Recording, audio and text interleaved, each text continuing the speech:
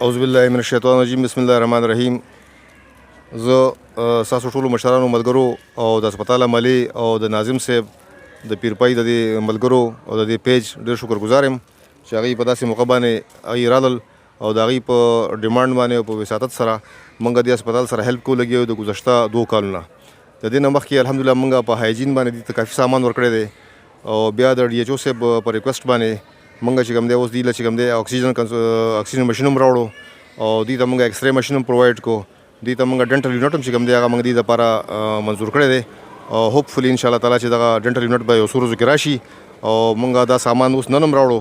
په دې کې مختلف ټیسټ دي، مختلف سامان د هغه یوز د لیبارټرۍ د یوز سامان دی، هغه تاسو د وړاندې دا ښکاري. نو موږ به انشاءالله تعالی مخکې هم انشاء کوپریشن جاري وي، دې نه مخکې هم دې سره هیلپ او کومک کړی دی او امید دی انشاءالله چې دوی به مریضانو ته پیشنټس ته سهولت چې کوم دی هسپتال پرووایډ کړي او د خلکو خدمت به کوي انشاءالله تعالی. او دغه جذبې تحت چې کوم دی زه د ناظم صاحب او د نایب ناظم صاحب او د کونسلرانو صاحبانو کوم متعلقه یون کونسل دی ټولو شکریا ادا کوم. ډېره مهرباني، ډېره مننه.